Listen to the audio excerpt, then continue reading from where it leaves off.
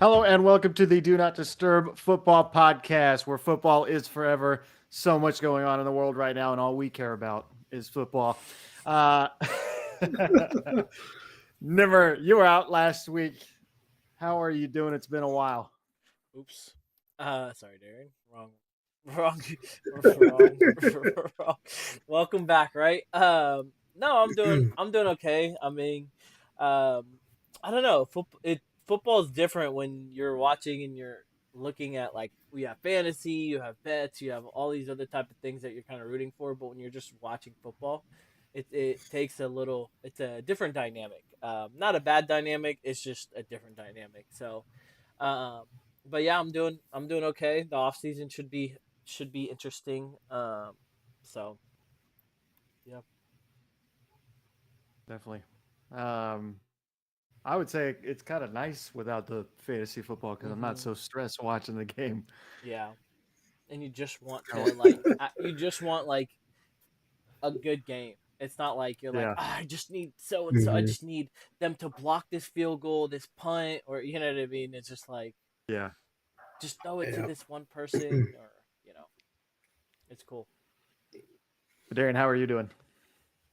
We're doing pretty good. Cannot complain. We are riding a fucking high.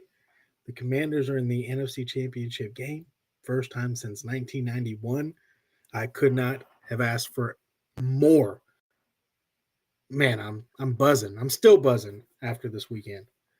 One of the biggest upsets probably in all of NFL playoff history. That was, I mean, everybody on this show, Nimmer, you weren't there, but everybody on this show thought that I definitely thought Commanders too. were going to get blown out in that game.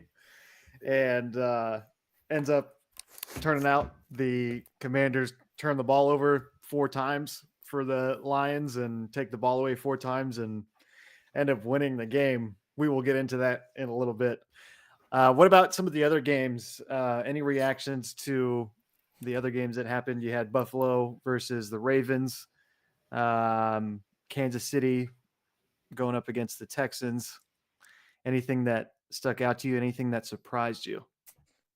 I actually thought it's funny because besides the Chiefs, I knew the Chiefs were gonna win, but I thought the Ravens were gonna win because I thought the Ravens defense was better than the Bills defense, so I thought that was gonna be there. I thought the Eagles were gonna blow out the Rams, so everything I really predicted was pretty wrong. One thing that I am impressed with the media about is that going in, we're like, all right, it's either going to be after the game, it's either going to be Josh Allen choked or Jackson choked. It's going to be one of those two narratives, whoever loses. But coming like after the Ravens lost, it wasn't, I didn't see any of that. It was more just like, you know, slander on Mark Andrews and, Yeah, I things was like going to say that. there's But a it little was, bit of heat They're on Mark killing that Andrews, man. man. but and honestly, I mean, you're gonna run the same 2 point conversion play like 3 times this year. You guys don't have another 2 point conversion play that you can run.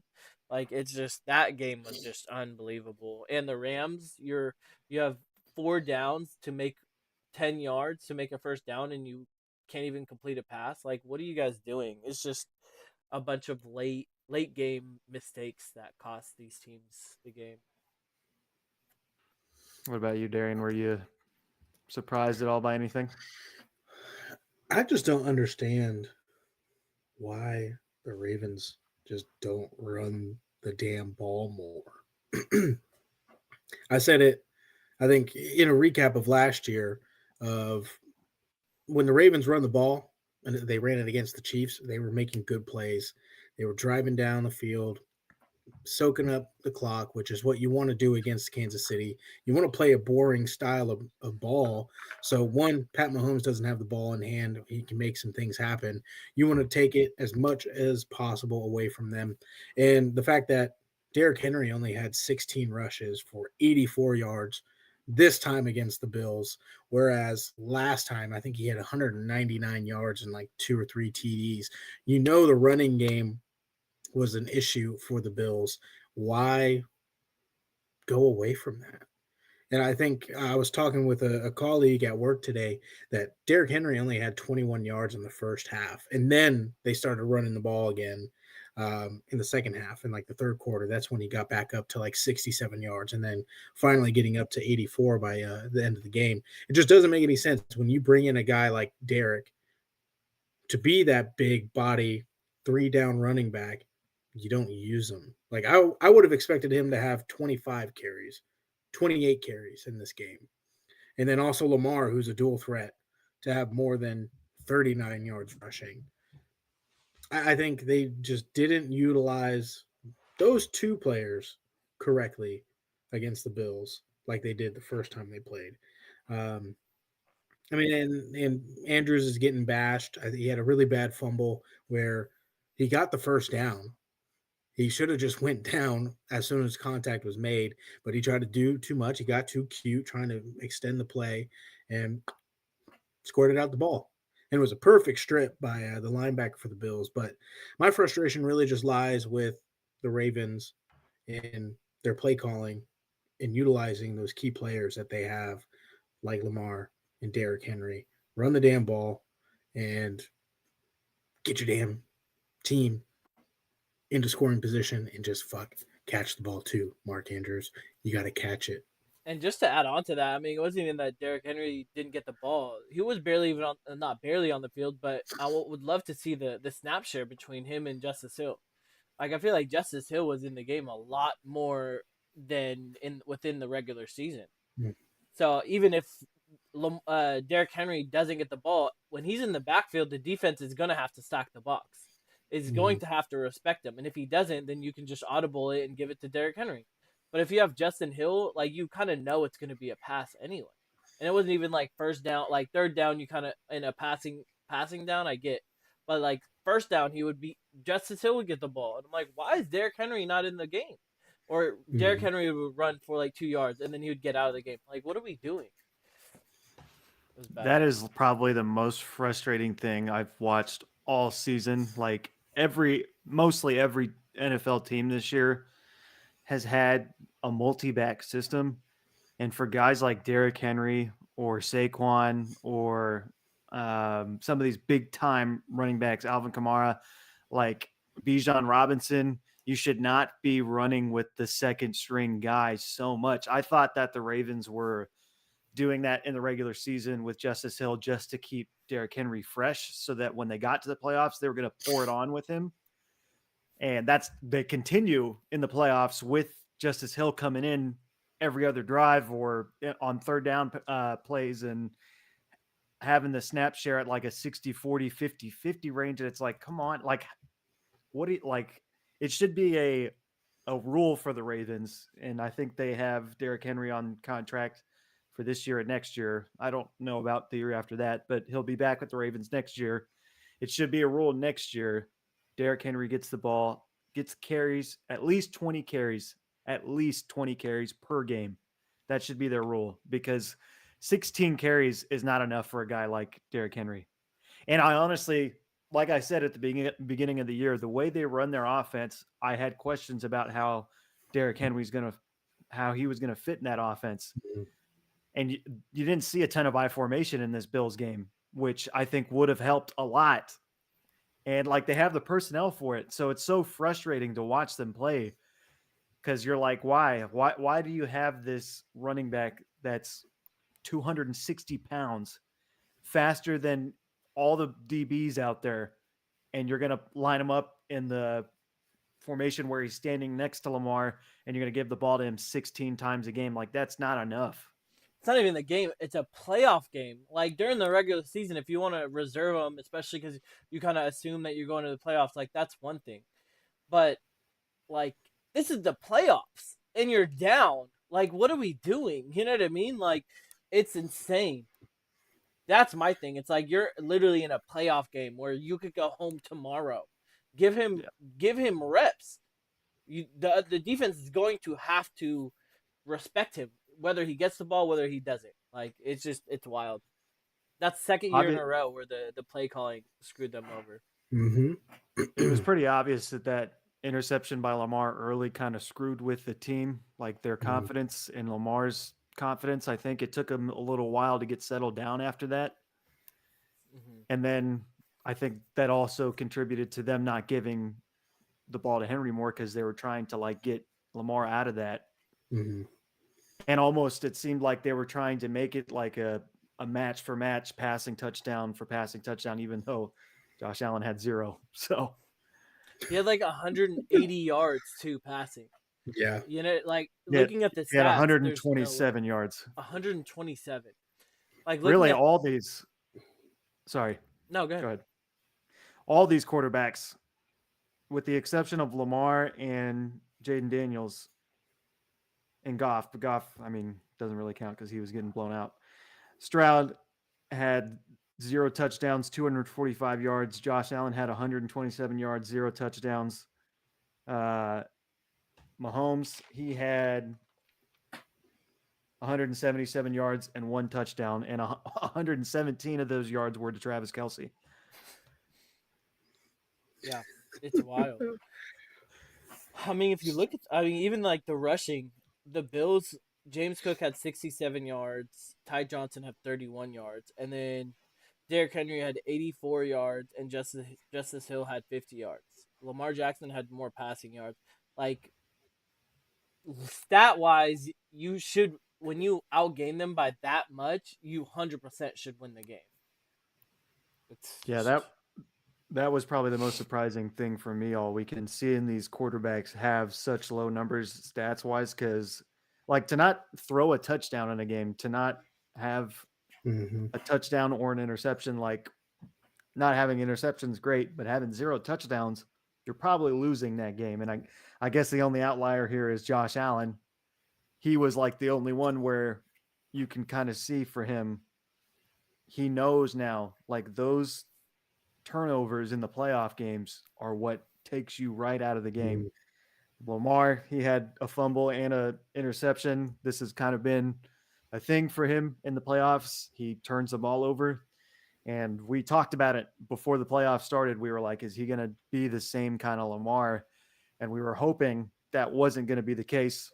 But honestly, as soon as the game started, he looked like the same old Lamar from the years Mm-hmm. past. yep. Defense wins championships. Offense wins games in the regular season. Defense wins games in the playoffs. But I guess we should move on to some of the big news. Josh McDaniels was hired. Well, he's expected to be hired as the Patriots offense coordinator. That hasn't been finalized yet, but he is expected to be hired. I feel like we've already spent some time talking about that.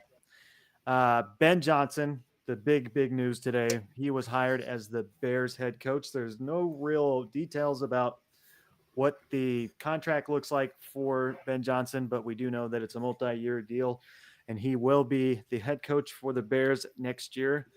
So I want to get your guys' thoughts on this. Darian, do you think, is this a good fit? How many games do you think the Bears will win next year with this change in head coaching? It's definitely interesting. I think it's a decent move and a decent fit, seeing that Detroit has a lot of weapons on offense. And now we saw that the Bears in the offseason brought in a bunch of talent: DeAndre Swift, DJ Moore, Keenan Allen, Rome Odunze, Cole Kmet. I think it's going to be a good offense for Ben Johnson to utilize and the tools that he has, and then to amplify that of Caleb Williams.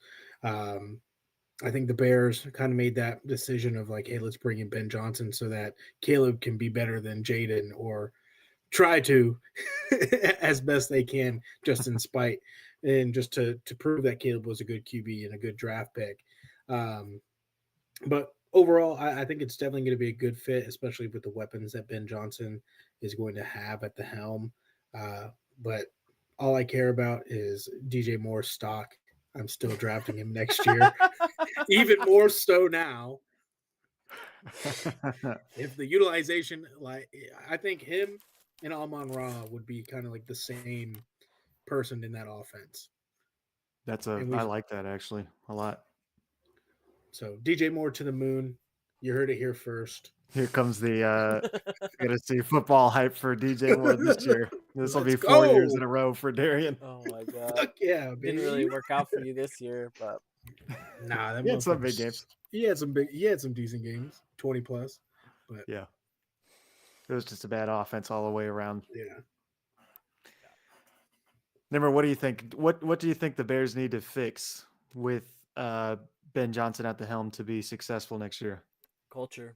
And I think this is why I think this is a great fit for them because when you come from a team like the Lions who has a great culture, MCDC has that team wired. Whatever he says, they'll just run through a wall for. Um, Now, do I think Ben Johnson's gonna do that? No, but at least he understands what good culture is, what the culture needs to look like in order to succeed.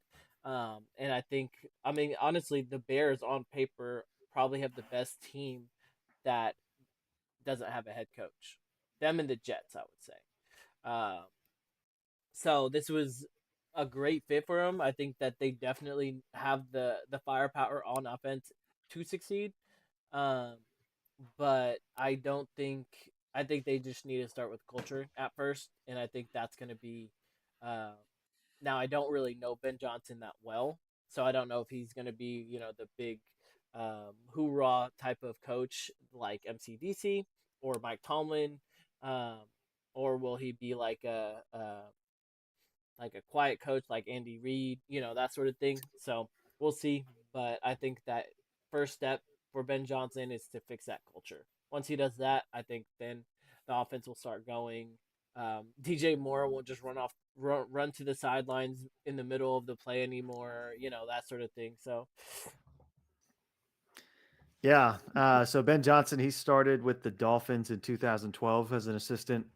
He's been around the league for a while. Last year, he had an opportunity to coach actually the Commanders, mm, and he declined doing that. And how foolish he looks now. yeah. He is now with the Bears, which honestly is probably the best situation right now for a head coach. The head coaching vacancy, I would say, probably the most attractive spot. Um, you have Caleb Williams, who, in my opinion, I think is going to be a franchise quarterback. We didn't see that last year, really, but I think eventually he will start to look like a franchise quarterback. And you have some of those pieces that we've mentioned: DJ Moore, DeAndre Swift in the backfield, Cole Kmet, I still think is a really good tight end. Really, to me, thing you need to fix the most is the big, glaring, obvious problem they have. They need to fix that O line. That O line has been a problem for like a decade now in Chicago. If you can fix the O line, really that'll be the missing piece.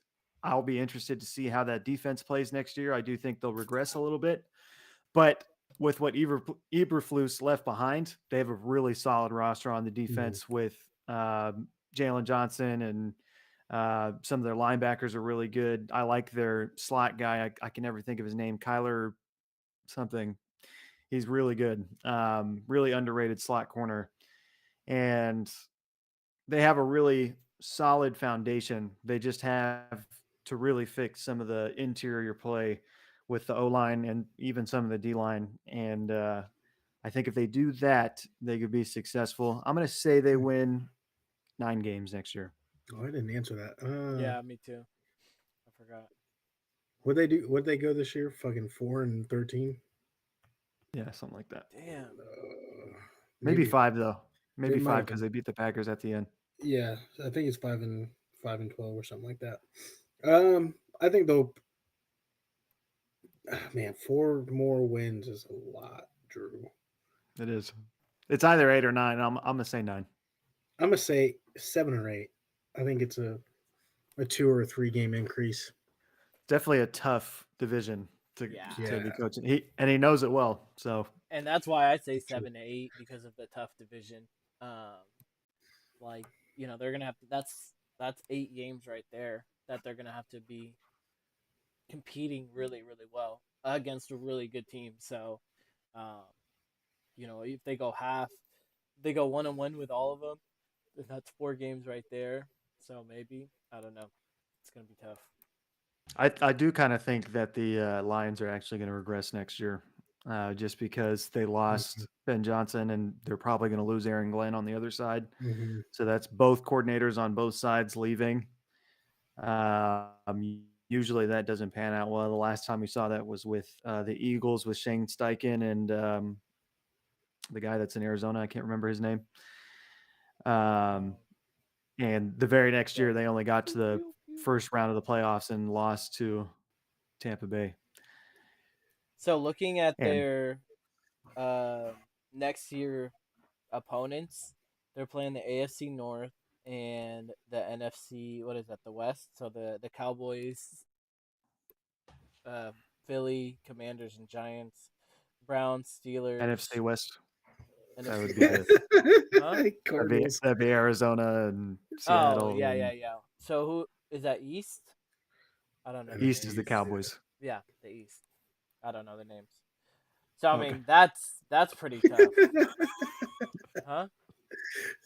I just No, it's just funny. it's how you said I don't know the names. I don't know like who's in the East, who's in the West, who's in the South. Neither does Puka Nakua. That's true. But yeah, it's a tough division. Yeah, maybe 9 wins is a little ambitious. 8 wins. After I'll seeing say that, 100%. I would say I'll say 7. I'll say 8 wins. Yeah, We might I be would looking say at more another towards 5 and 6 12. and 7. I don't know, man. It's gonna be a That's tough crazy. tough division playing for sure. But he has kind of been the hot name for the past 2 years. He's been like the number one guy that everyone wants to be their coach. And this past game against the Commanders, probably not his best coach game, but I guess you can't really judge him off of that game alone. Or the Man, I don't know if Texans. I don't blame him in the Commanders that game. I think it was Goff. Goff just kind of fucking biffed it, dude. Yeah, 100%. Goff did kind of faceplant, but I don't know. I didn't love the 4 trick plays that he ran. I feel like with Ben Johnson, you got to run 1 to 2 trick plays a game. When you're running 4 of them, and he does that almost every single game, that's like just nuts. Like, And then when it's a trick play and it's not there, and you have the receiver throw the ball, just tell him if it's not there, throw it away. You're not a quarterback. Don't try to thread the needle and just lob it up to the receiver and hope that he'll catch the ball. Like, just throw it away. We'll go on to the next down. Like, that interception by the receiver was so pitiful. I was just like, that was what are tough. you doing? That was tough. I mean, I I'm was sure happy. Darian and all the Commanders fans loved it, but I was eating that shit up. I love that. Mikey Sanders drill, baby. Frozone. Oh, man. Killer. so we're at a super suit for sure. But Mhm.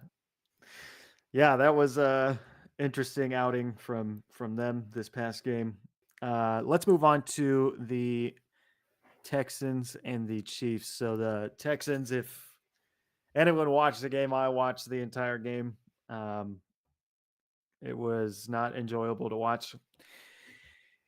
The Texans came out and showed frustration towards the referees after the game. D'Amico Ryans kind of led it with saying, "We knew going into today's game that we were, it was us versus everybody." He said, "When I say everybody, it's everybody." He kind of started laughing when he said that. And then Joe Mixon piled on with that, saying the same thing. It was us versus the refs. We knew that coming into the day. And then Will Anderson was like the most harsh. I can't even tell you what he said because I didn't write it down, but it was probably the most harsh, going right at the refs during the game. It was Troy Aikman and Joe Buck calling the game, and they were both disagreeing with the calls the entire game. The commentators after the game were disagreeing with the calls. The rules guy, Gene Steratore, whatever his name is, he was coming on the screen and saying, "I disagree with that call," and he's the one that talks about all the rules. So it was a very interesting game, to say the least, but it wasn't that fun to watch, in my opinion.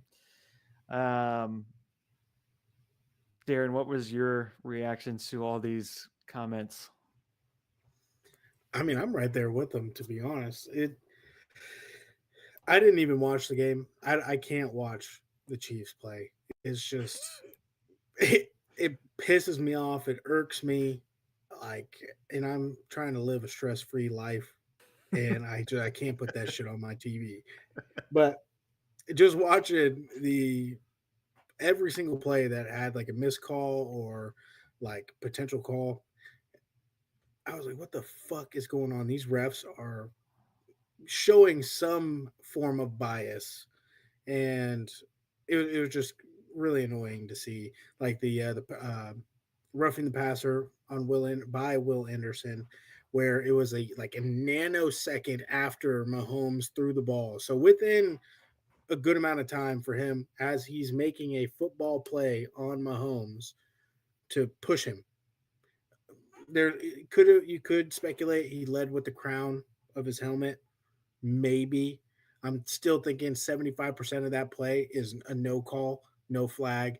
The fact that Mahomes tried to flop out of bounds and cause like a penalty and get a flag, that pissed me off.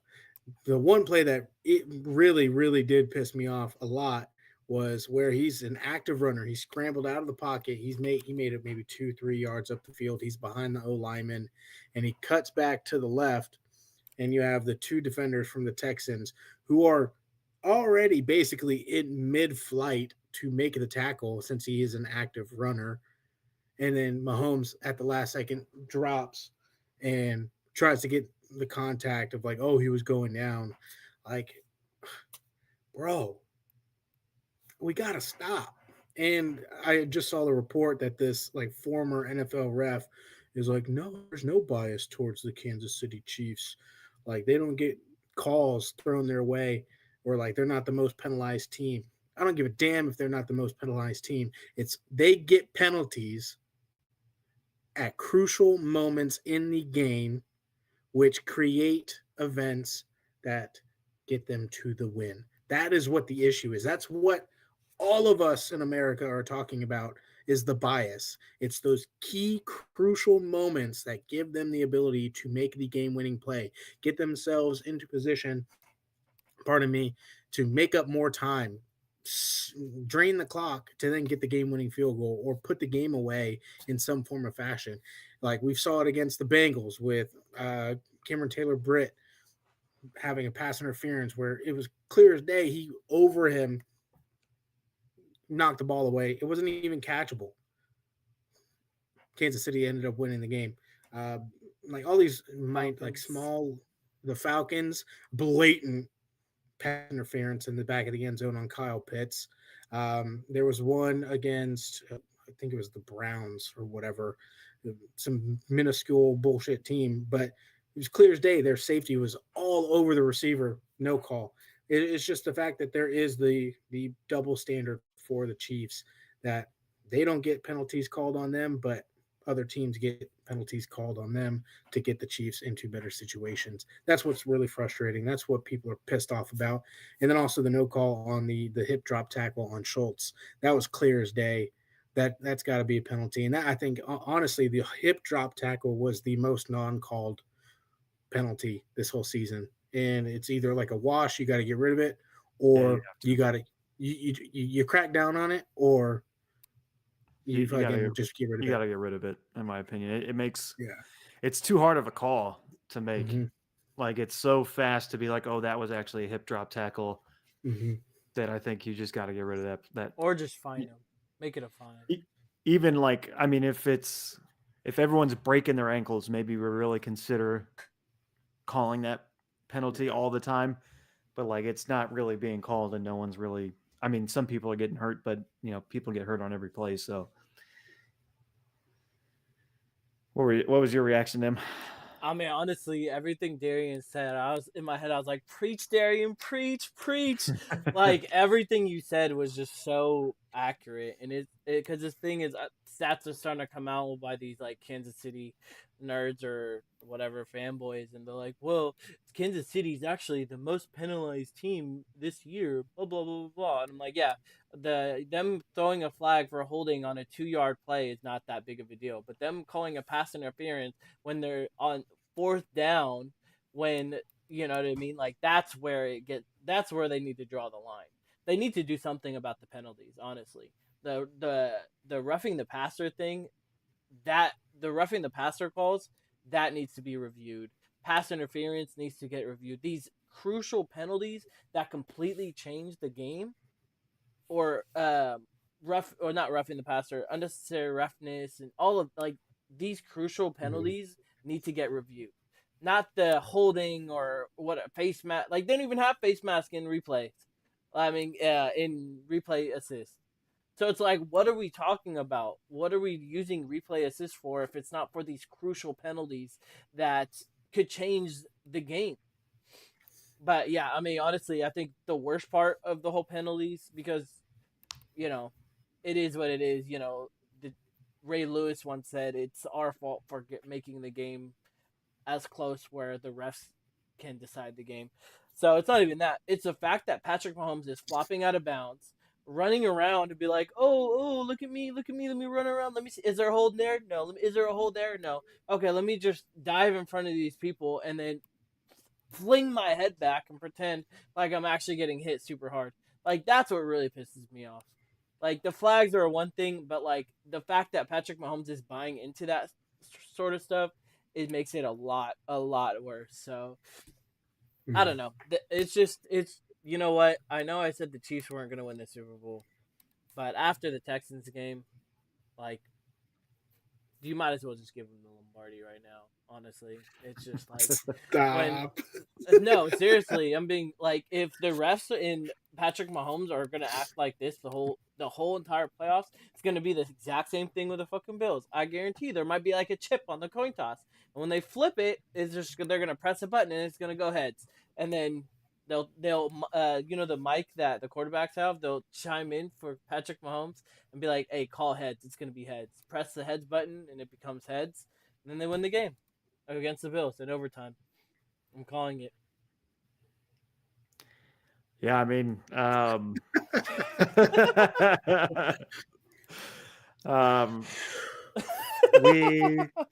we kind of hated on the Chiefs all season, even though I was kind of beating the drum like they're probably going to win the Super Bowl this year just because they have a good team. And if you thought we didn't hate them more after watching that game, you are sorely mistaken. That flopping out of bounds, this isn't basketball. Like, what are we doing? What are we doing? Honestly, if they called a penalty, luckily they didn't call a penalty. But if they called a Mhm. penalty on that, I would have flipped out. Oh my god! That would've And turned me- honestly, that like we both of you guys kind of said it. That needs to be reviewed. I think there should be a 15-yard penalty on the quarterback for that. It should be like a baiting call or something. 100%. Because that is making the game way worse. Like we want to talk about how the Eagles doing the tush push is making the game worse. That flopping and baiting people to come hit you and then going to the ground and flinging your head back and pointing at them and saying, oh, they hit me. That looks way, way, way worse. That makes the game way, way, way worse. Give me the tush push on 1st and 10 every single day over that. That's a good Yeah. point. I mean, 100%. Like, go ahead, Darian. Sorry. no, after you. I really like that because that's one thing that's ruining the game, and that's like we're talking about. It's not even just the fact that it was a blatant and the refs got it wrong. The refs aren't perfect, whatnot, but it's like when Patrick Mahomes is dancing around or like pushed out of bounds and then he flops, like he's not getting penalized for that, right? So if you're Patrick Mahomes, why would you not do that? It's like in basketball, why you're not getting penalized to that you're flopping. Yeah. So the only loss is that you don't get the penalty that it really wasn't even that bad.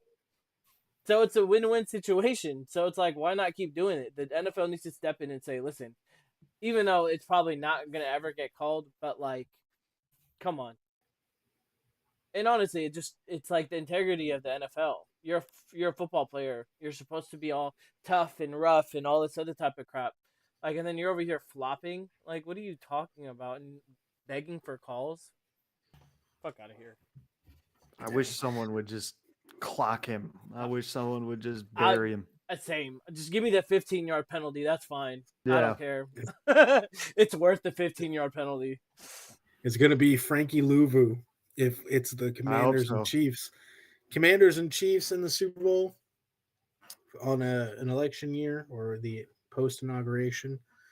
Commander in Chief. I saw this whole like tinfoil. Like that's what Donald Trump is. And Frankie Louvu gonna pop that motherfucker in the mouth. I'm gonna tell you right now. Fucking show that light skinned motherfucker what's up. This is how we play ball over here in DC. Come on now. Golly. Give me a chance. Give him a chance. But it was interesting. The Chiefs had 8 sacks in the game, so defense looked pretty elite. Won't lie. And Travis Kelce had his best game of the season, 117 yards and a touchdown. Really, some of it is on the Texans. You get sacked 8 times, like that's going to be a hard game to win. We said all year that they were having issues up front protecting Stroud. Stroud was 0 touchdowns. You're most likely going to lose that game. So can't really put it all on the refs, but there's a solid percentage of what we can put on the refs in that game. Yeah, but I don't think that the refs really like made like the refs had so many bad calls, but I don't think it was as blatant as like the Cincinnati game. You know what I mean? Where the refs completely gave the game to the Chiefs, or the Falcons game where you know what I mean? Like the Texans lost, but it's just like how they lost, like all these BS penalties and all these like dancing around that Patrick Mahomes, like that's what it's just frustrating. Either way, I think the Chiefs still would have won, but agreed. And plus, Kaimi Fairbairn missed 2 kicks. Yeah, he looked like shit. He looked bad. So we can complain all we want about the refs. I mean, Kaimi did really kind of fuck up, and the Texans had some pretty bad plays. Yeah. I don't know what happened to Fairbairn because he was solid in the regular season. What was his stats on the season? Let me go look at that. And I thought it was like maybe the wind's really bad, and I watched Bucker come up and kick, and he was kicking it just fine. I was like, all right, so don't know what's going on there. That first kick he had, I was like, oh my God, that was such a bad kick. He went 2 for 4 and missed the extra point. I mean, granted, if he made me kick a football, it would look way worse than that. So. Do you think that you can kick a 25? Like, do you think you can do the whole Pat McAfee college game day thing? You don't think you can kick an extra point? No, I'd beam Saban right in the face. Indiana Joe or Alabama Jones over there. Or Kirk Herbstreit, I guess it would be one of those guys. Hopefully not.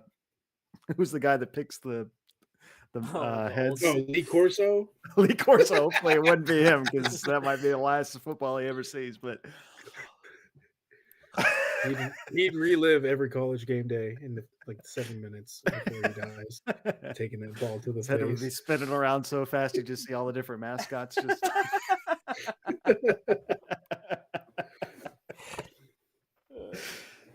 Oh man. So we talked about Ravens Bills already. I'm going to skip that one. I thought it was interesting that Josh Allen had 127 yards and 0 touchdowns. He's going to definitely need more than that to beat the Chiefs, you would think. Mm-hmm. That game coming up, the Chiefs and the Bills. We've seen this matchup in years past. We had 2020.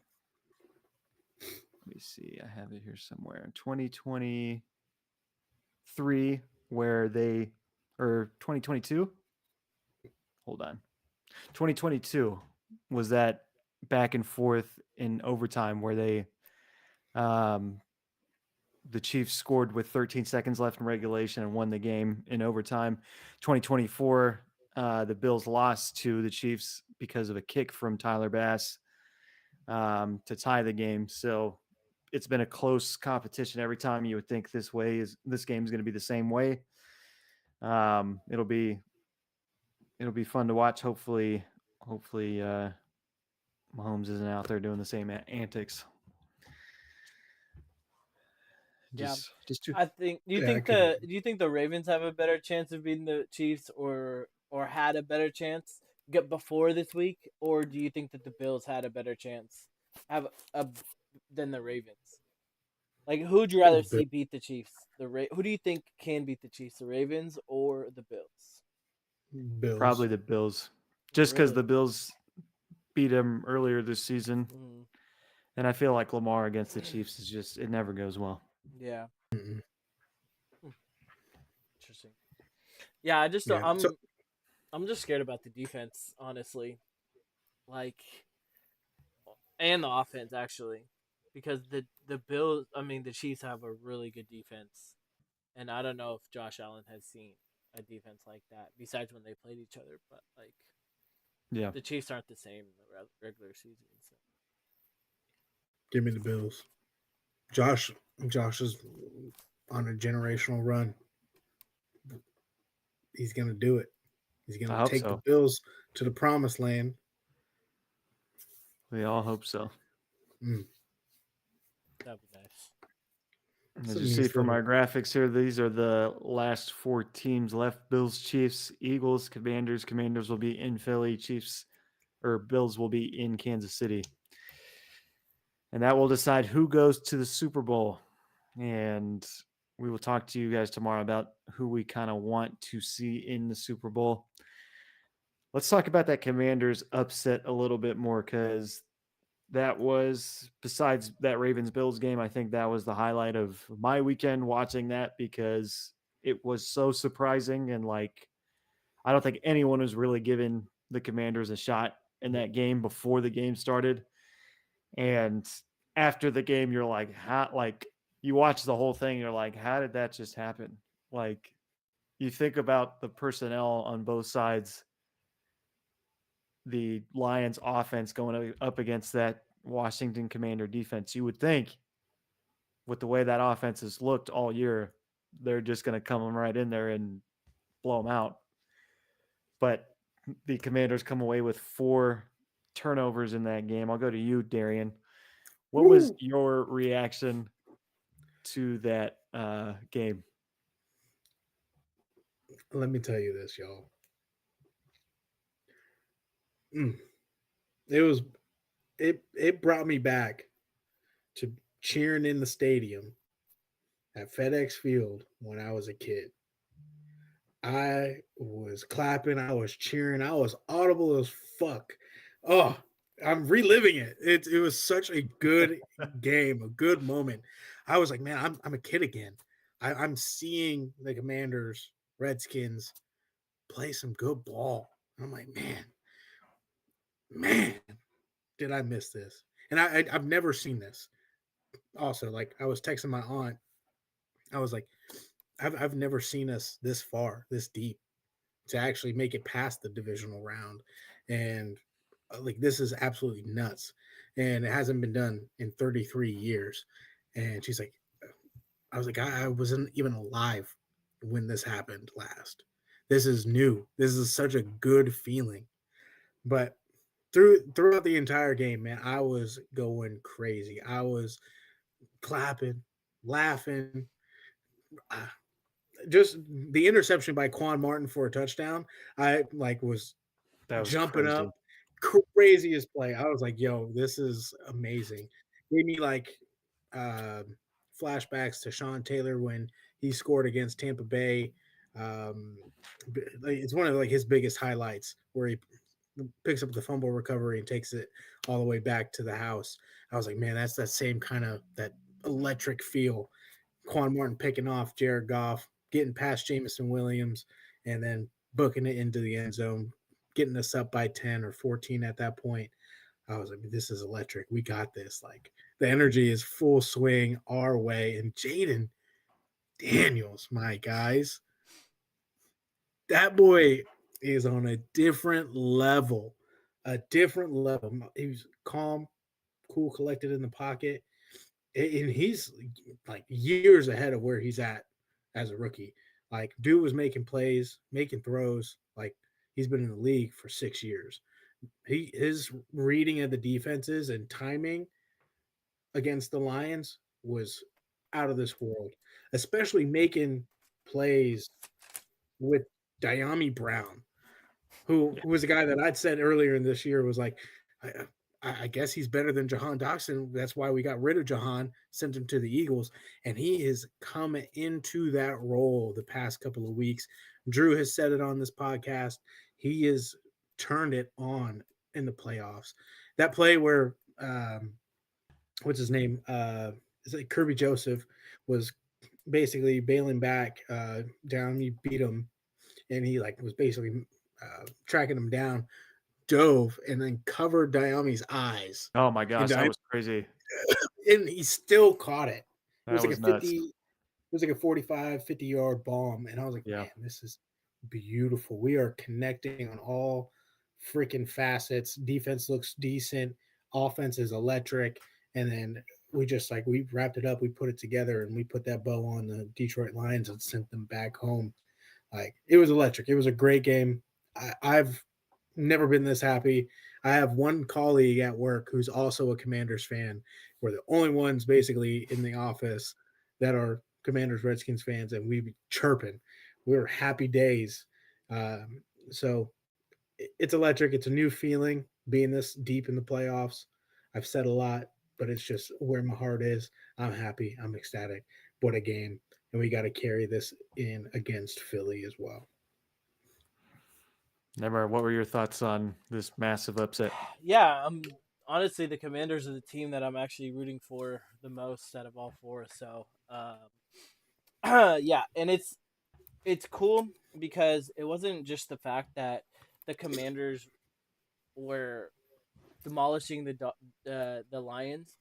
It was the fact that they kept the lead. I mean, we saw it earlier when they were playing the Texans, where Jared Goff threw four interceptions in the first half, and then they ended up coming back and winning. So usually, when even during the Chiefs, like the first quarter, first half, they kind of had to get the rust off because they were sitting for 2 weeks. So I kind of expected that to happen. But what really surprised me was that the Commanders just put that foot on the gas pedal and kept the lead, kept pushing, kept destroying the Lions, and the Lions just had no chance in coming back. So that was what was really impressive for me. And when you talk about Jaden Daniels, it wasn't even the fact that yes, he's a good quarterback, but what he's doing. You go him coming into the league, people thought he was going to be like the next Lamar or the next just more of a running quarterback than Justin Fields, the next Justin Fields, where he was going to be more running than throwing. He really wants to throw it. He would rather throw it than run it. And when he throws it, it's doesn't look bad, and it's actually a decent ball. So, and he just happens to be fast, which is a great asset to have as a quarterback. So that's one thing that really surprised me about Jaden Daniels is the fact that he's actually willing to sit in that pocket. Whenever there's a little bit of pressure, he doesn't just bail out like most running quarterbacks. He actually prefers to pass it rather than run. Even when he runs it, it's not like he's trying to, go run and score a touchdown or anything like that. Just get the first down and run out of bounds. So those are the two highlights that I had for the Commanders, and I hope you guys do beat the Eagles. I mean, what a perfect NFC matchup because you've seen them already twice. So it's not like some random team that you've never seen before, like the Rams or somebody like that. So you guys have a shot. Yeah, man, it's really cool. Like Nim said, I think they are the team that I'm rooting for the most too. Might as well give us all some Commander jerseys. Hell yeah, boys! Absolutely not. What is crazy about Jaden Daniels is the fact that like this game, he was 22 of 31, 299 yards, 2 touchdowns, 51 yards rushing. That was one of his best games all season.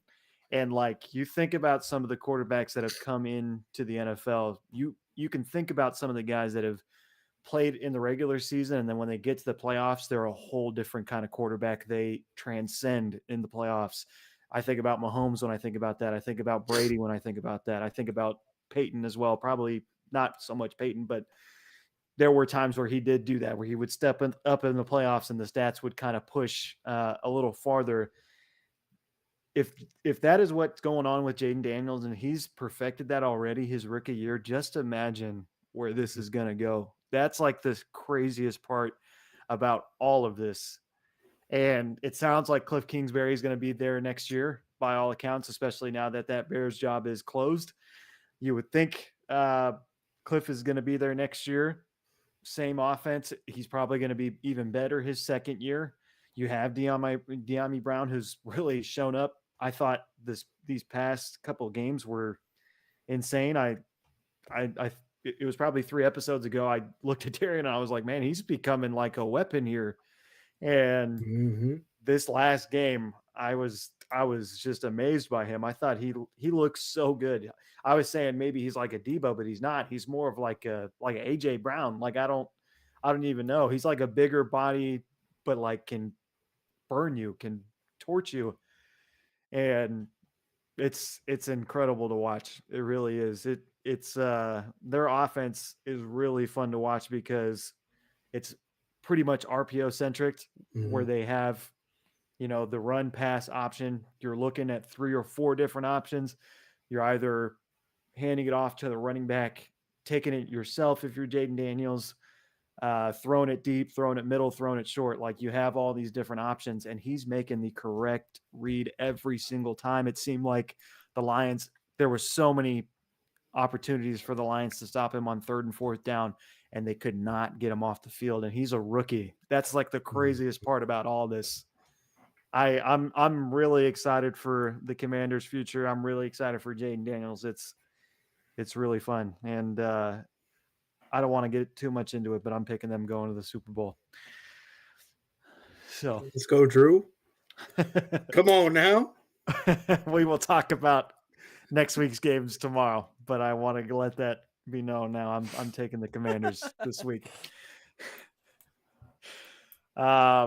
Philly and the Rams. This was an interesting game. It was a lot closer than what a lot of people thought. I thought this was going to be a closer game just because the Rams and the Eagles played earlier this season, and Saquon had like a monster game against them. The first game he had a monster game. This game he had 26 carries, 205 yards, 2 touchdowns. I think the game before that, where they played in the regular season, he had 250 yards. So he likes lining up against those ugly uniforms from the Rams. And it was an interesting game. It seemed like Jalen Hurts got injured in that game, probably around in the 3rd quarter. It looked like he had some ligament issue with his knee. There was a very good chunk of that game where I noticed like they were not really getting Jalen involved in the game. They were having him either hand the ball off or doing rollouts where he was not getting touched, and he was throwing it out of bounds if he was getting close to getting touched. So I thought that was a really, really interesting thing to watch. But what did you guys think about this game? There was monster numbers from Saquon, but it ended up being a pretty close game. Pretty much came down to an incomplete pass from Stafford to Puka down the sideline, and it was just sailed out of bounds, and that was the end of the game. Kind of an anticlimactic end. But Nimmer, what did you think about this game? Yeah, I mean, I think I thought it was gonna be more of a blowout. Maybe not a blowout, but I thought it was gonna be like a like 7-point lead, and then the Rams don't make it and that sort of thing. So I didn't think it was going to be as close of a game as it was. But what really, really, really impressed me was the Rams defense. I think that they really stepped it up the second half of the year. And yeah, I think they did really, really well. And that's one thing that I am was kind of skeptical about going into the game, because that Eagles offense is just unstoppable. And so yeah, so that was kind of what I thought. But I think Jalen Hurts, they haven't came out with the injury report on him, right? No, I don't think so. I haven't seen anything. No. That's gonna be the deciding factor. And then I They think probably won't report it, but I would imagine something's torn, whether it's a meniscus or because that was a bad tackle. It looked very painful. Mm. His whole leg was behind him with the weight of a defensive lineman on him. So I would imagine something did tear, even if it was just like a small tear. Mm. and Kenny Pickett's out too, right? I don't know. I think they said when he got hurt that he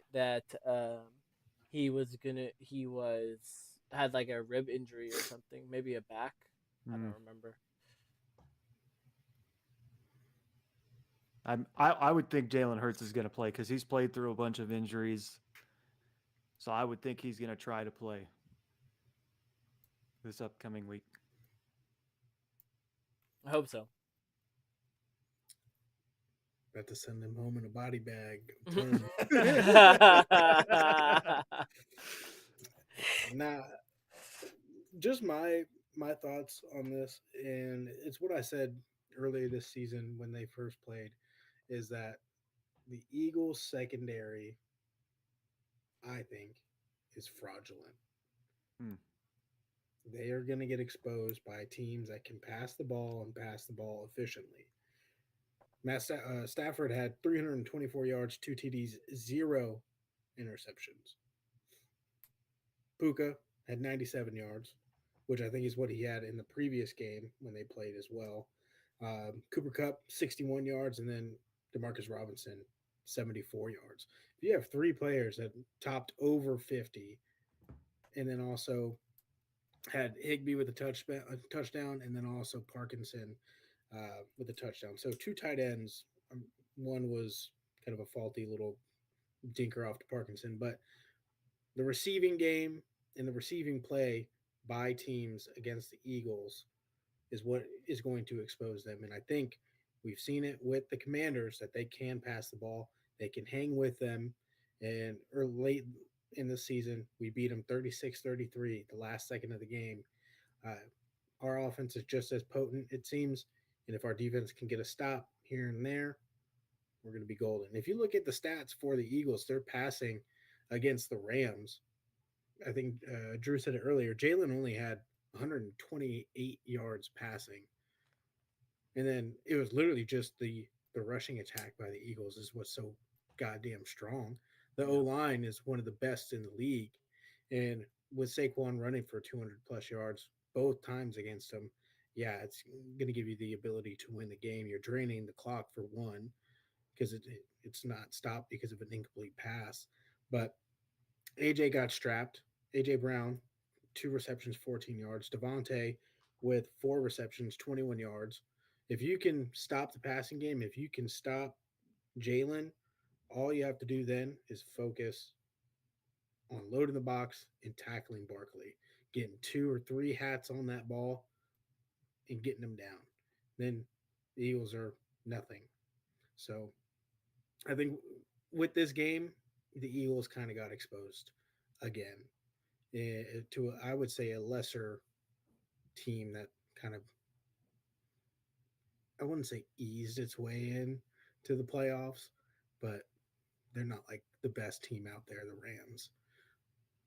So that's my kind of analysis. I think the Eagles are fraudulent. I don't think they deserve to go to the Super Bowl, but they're, I'd say, one dimensional when it comes to it. If you can stop it and you can put Jalen basically on the sideline, all you have to do is stop Saquon. Easy peasy. Yeah.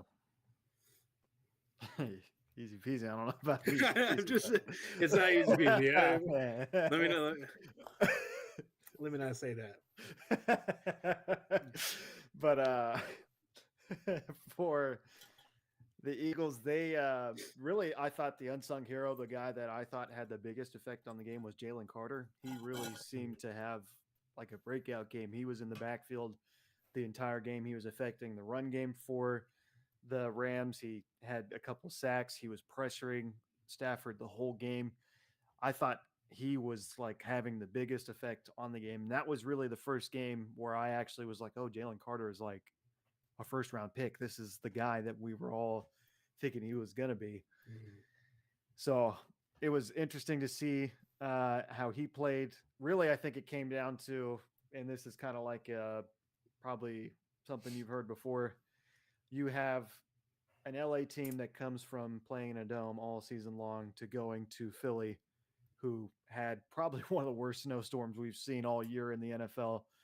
And I don't think the Rams handled that very well. Once that snow really started coming down, you saw the Eagles said, "We're going to run the ball until you can stop it because throwing the ball in these conditions is not great." And even just running the ball, Stafford had that one play where he fumbled the ball just trying to hand it off to Kyron Williams.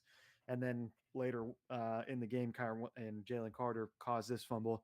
Kyron Williams took a handoff and fumbled the ball. Jalen Carter came behind him and just punched it right out. I think the snow had an effect on that. It really seemed like as soon as that snowstorm really kicked in, the Rams were just no match, really. I think if that was a game with like better conditions, I think that game would have been a lot closer.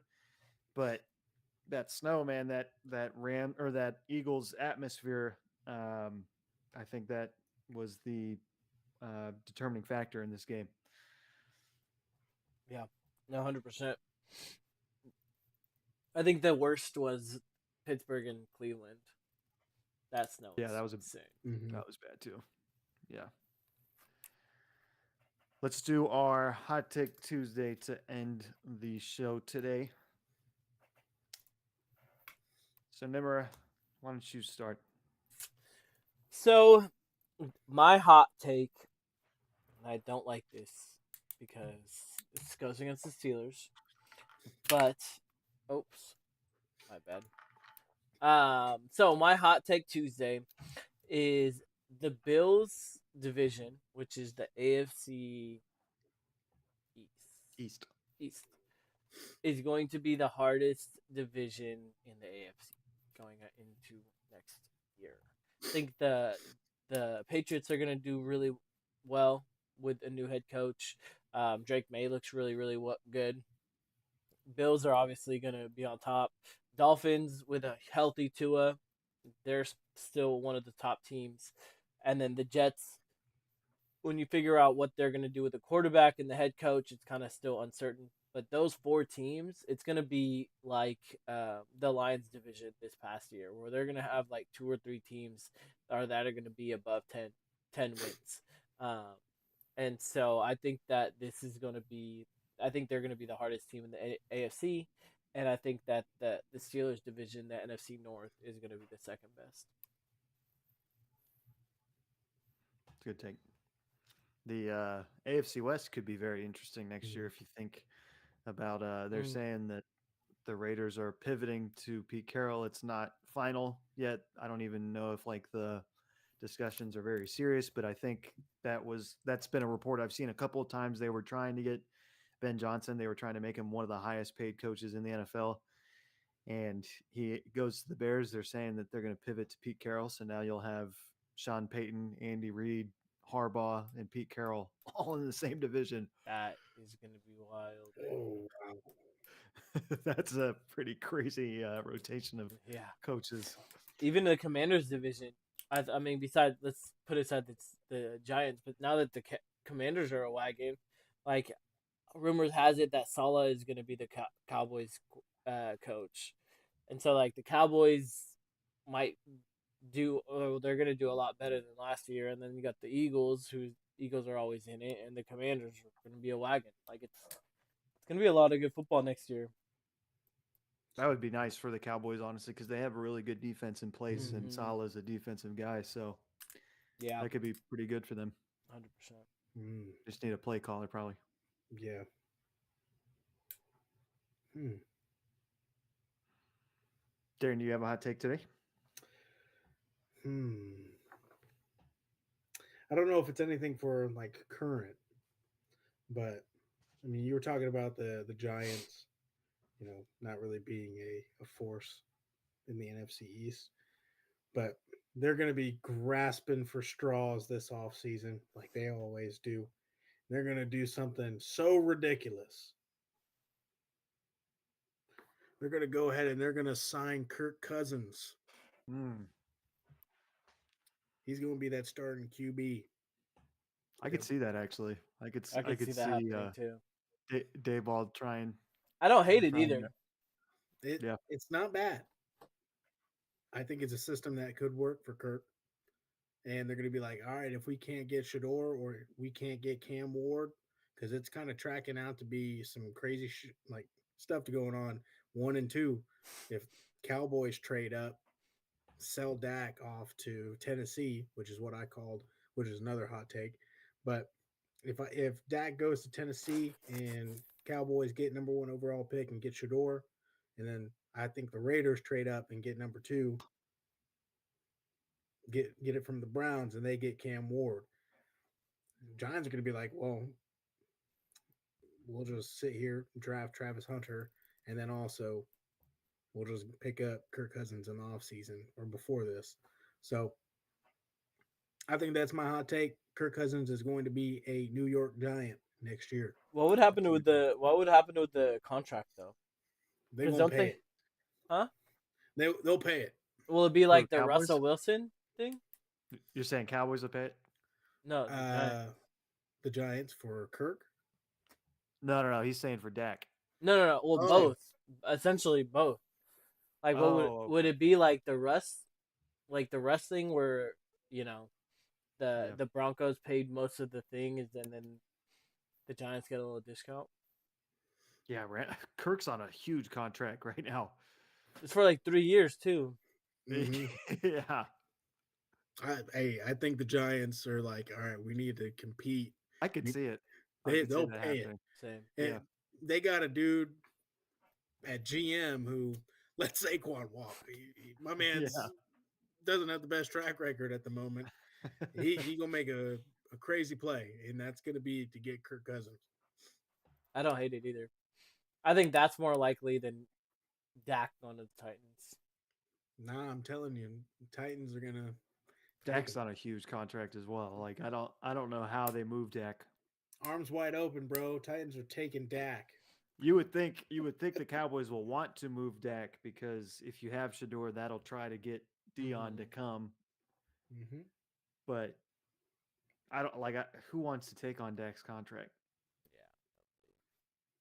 The worst team in the NFL with Yeah. Will Levis. I mean, yeah. I guess you might want something more stable than taking another rookie. Shit, the Cowboys could even get Treylon Burks in the deal because I know the Titans would want to walk away from him. He's been cheeks. I don't even know if he's still on the team, but you make a good old little package, can eat at some of the cap room. I think the Cowboys would be happy. Pair him with Jonathan Wingo and what do you think get another wide receiver that was a bust that year. Yeah. What do you think the Browns are going to do in the quarterback spot? What happened with Deshaun Watson? Didn't he tear his Achilles? So he's going to be out next season? Yeah. Yeah. What do you think they do? I don't really know. They have the second pick, right? Mm-hmm. I think they're going to go quarterback in the draft. I think They you have to. Right? Yeah. Yeah. You have to. And if Shador's going 1, then it's Cam Ward to the Browns, which I think that's what you said. I think, Darren, you said earlier this season Cam Ward will play for the Browns. Yeah, that was one of my takes, was that the Jacksonville Jaguars and Browns will battle for the worst pick. And then if the Browns ultimately get it, they'll take Cam Ward. And then I would think they'll draft a rookie just because they still have, even though they're getting, I think, $44 million or something like that from Deshaun getting hurt, they're getting that back. You still have 2 more years on that contract, which are huge, and it probably makes the most sense to draft a rookie quarterback just so you can have that 5-year quarterback, and even if Deshaun's on the bench, then he's on the bench and he's irrelevant. I feel like they'd probably wait till next year to actually have a better QB class because, I mean, you're looking at two QBs in this class that are, I would say, they're at the 2 spot though. Mm-hmm. But I would say it would be wiser if you're like, okay, you're getting 44 million back from Deshaun Watson being hurt. I would trade back, get more capital for next year to a team like the Raiders who need a QB because that system is broken. They just got rid of their head coach. They need a franchise QB. I think they'll be like, let's freaking exploit these Raiders in the same conference too, being the AFC. Why don't we let them spend whatever capital they have to make a dumb move, get whomever at number two? I wouldn't say getting Cam Ward is a dumb move, but how much you're spending to get Cam Ward could be. And then I'm looking at next year's draft of like, okay, I can get Drew Alar if he gets better, or whomever are the top QBs. And I know my team's not going to be the best next year as well. I can have better odds and multiple first round picks in Yeah. the first round and bolster my team. I think that would be the wiser move, just to move back 4 spots from 2 to 6. I'll give you two quick hot takes. One quick one, because we're talking about quarterbacks, where they're going to go. There's one free agent who's not the best option, but has shown, he can play at times. Drew Lock. He'll be a Raider next year. I like that one. Wow. My main hot take that I wanted to talk about, big hot take probably among the NFL discussions. I think Aaron Glenn is the better head coaching candidate rather than Ben Johnson. And let me tell you why. So you just saw the Vikings game, this game before the Commanders. He beat them 31-9, got to Sam Darnold 9 times in that game, sacking him 9 times that game. He held the Cowboys, Cardinals, Titans, Packers, Jaguars, Colts, and Vikings all under 15 points this season. And you think about the injuries they had this year all over that defense. He was doing that with all these injuries, a number of injuries. I mean, when I was doing the injury report during the regular season, I was getting to the Detroit Lions and it was just scroll. And I was like, oh my God. Like everyone they had was hurt. They were playing with guys off the street on the defensive line, and he was putting up really big defensive numbers against some of the better teams in the NFL. You think about that game against the Cowboys. Everyone was saying that Cowboys offense was going to be good this year. I think he held them to 9 points or something like that, and they won 45-9. And they were throwing to Penei Sewell that game. But I think, and this might just be a knee-jerk reaction, seeing how Ben Johnson called that last game against the Commanders, and I didn't really like some of his play calling. I'll say Aaron Glenn will be the better head coaching candidate for team next year. Is he getting interviews? Like, is he a top candidate as well? I know Ben Johnson was, but Schefter said on Monday on the Pat McAfee show he wouldn't be surprised that both of them have head coaching jobs by the end of the week. wow. 100%. The Jets? Yeah. I think you should go to the Jets. I could see that. That'd be a good fit. That'd be a good fit. They just need to get him a quarterback. I think they're going to be the worst team in the league next year, the Jets. So wow, really? Yeah. I said they're going 0-17.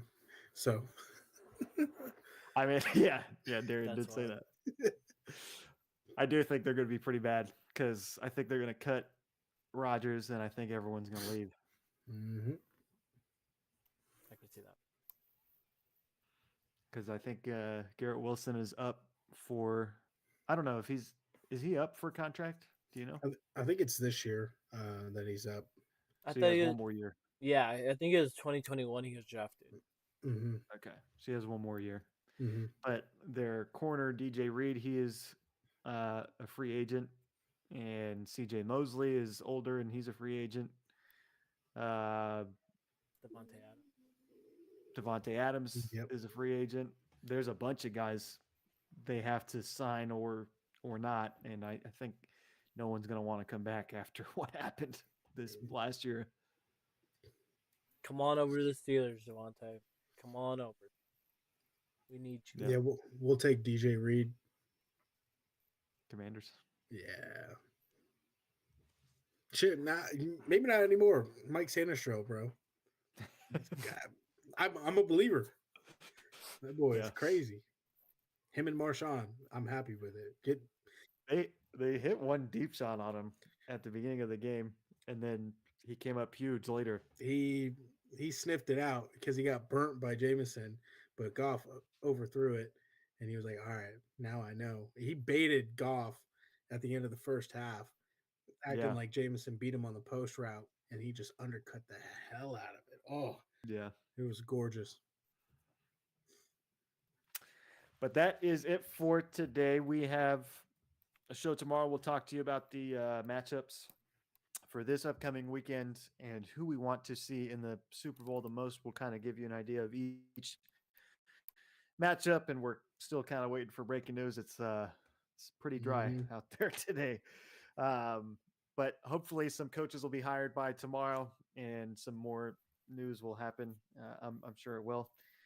And maybe we'll hear more about Mahomes and the Bills and how that game's going to go down if the refs are going to be just licking all over the Chiefs and their nipples like they have been doing. Yep. Just blind to Jawan Taylor every single play. He only had that called on him one time in this game against the Texans, and I was like, bro, it's every single play. Like, I just don't understand. Like they send the tape to the refs, like every team does, saying this is what you missed, work on it. Is not every single team that have played the Chiefs been like, look how far back he is? Like I don't know. It's just like that's what's really tough. That's what's really tough about it all is like the Chiefs, really their weakest point is their offensive line. But no one really left has that strong of a defensive line other than the Eagles. Yeah. Commanders going crazy, bro. Doris on. Yeah. They look good against the Lions, but we're not really talking about the Commanders D line like it's. I mean, you might be. I mean, yeah. That's true. A bunch of like who? It's a bunch of like who? Yeah, Fowler Fowler, Armstrong, and oh my God, we have Jonathan Allen, Jerome Payne, Jason Newton. I love the Commanders defense, and they've been. I said they were contenders when we did the pretenders and contenders. That's true, right? I said their defense comes up with timely stops and turnovers, and I think that could be very good for them in the playoffs. But really, I mean, I hope so. I hope it's Commanders versus Chiefs. That I would love to see the Commanders beat the Chiefs in the Super Bowl. I think that would be amazing. That would make my day. I want Commanders and Bills. Commanders and Bills would be if Mahomes doesn't make it to the Super Bowl. I just want to see the fit that he's going to throw. Oh my God, I can't wait. Shut the fuck up. Did not expect that. It's just like I can just ingrained in my head. It's just like Yeah. Well, that was last year when I think it wasn't the Bills and the Chiefs that started the season, and the Chiefs lost. The Lions. And Mahomes, was it the Lions? And Yeah, Mahomes Lions beat the Chiefs. He threw a fit after the game. No, that wasn't the beginning of the season. That was in the middle of the season. Yeah, because they lost. What did they lost? Because of like the point. That wasn't. It was because of the refs. I think because it wasn't a holding call or something. Remember, and then he didn't even shake Josh Allen's hand or something like that. Yeah, that's what I'm talking about. Yeah. I do remember that. Yeah, see, and then he was like, "You just don't understand." And I'm like, "Bro, look who you're talking to. What do you mean? Like Josh Allen, you literally had 13 seconds left in the game, and he lost because of a freaking coin toss, and you're gonna be pouting to him because you didn't get a call." I remember that. Oh my god, that pissed. Crazy I just work. Let's just Bills, please. Do please. Do it for America. Yeah. it. Bills Commanders would be fun. That'd be a fun matchup. 100%. But anything from you guys before we get out of here? Nope. Just have a It was great good to have all Wednesday. three of us on.